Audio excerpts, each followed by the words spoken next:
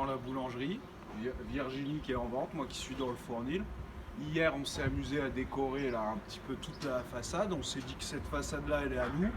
Et elle permet aussi de parler un petit peu aux clients, de dire des choses politiques aussi dans cette période où tout le monde baisse la tête. Et nous, ce qu'on voulait pas, c'est surtout pas que les gens ils fassent la queue comme ça, tout le monde. Non, on a le droit. Ouais, il y a un virus, c'est pas la blague, mais on a quand même le droit d'ouvrir sa gueule, le droit de sourire et le droit de revendiquer et de dire des choses. De se questionner sur ce qui va se passer, de ce qui est en train de se passer. Et donc là, on a décidé que les samedis, on animait un petit peu la file d'attente. Et aujourd'hui, on rejoignait un petit peu là, parce qu'il y avait des appels un peu à être un peu plus revendicatifs sur le tapage dans les mains à 20h. Donc nous, on s'est dit, aujourd'hui, ce samedi, on fait un truc en soutien aux luttes des soignants qui ont, pour rappel, 1 an.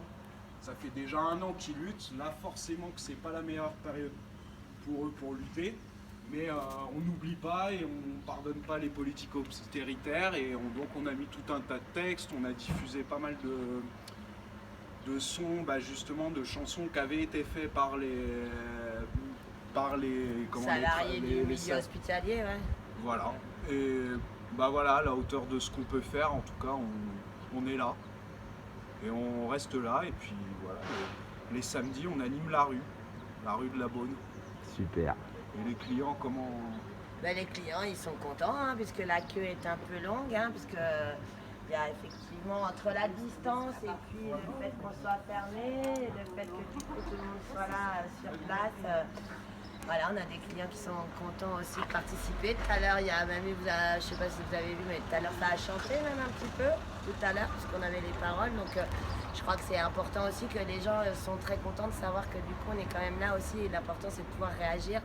Et effectivement, pas juste être confiné. Il y a des espaces où on peut peut-être changer, toujours en gardant des distances.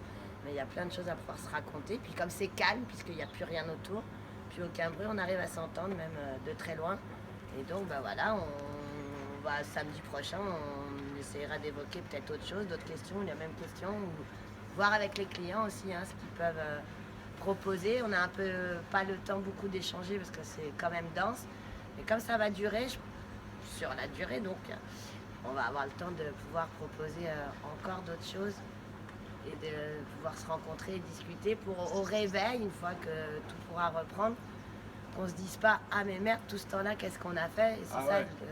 L'idée, c'est pas de sortir du coma au bout de 2 mois, non. Bon, voilà, On prend le temps de chanter avant de couper la vidéo. Ah, tu veux chanter? La lucha sigue, Zapata vive. Moi, je les connais pas encore bien les paroles, je chante pas très bien moi. Allez, vas-y Mathieu, je te suis. On chante pas. On chante pas? On chante. Allez. C'est là, faut dire. Ouais. On est là, aux fenêtres et au balcon, nous on est là. On applaudit les soignants, mais pas le gouvernement, solidaire à 100% des gens d'en bas. On est là, confinés, révoltés, on n'oublie pas.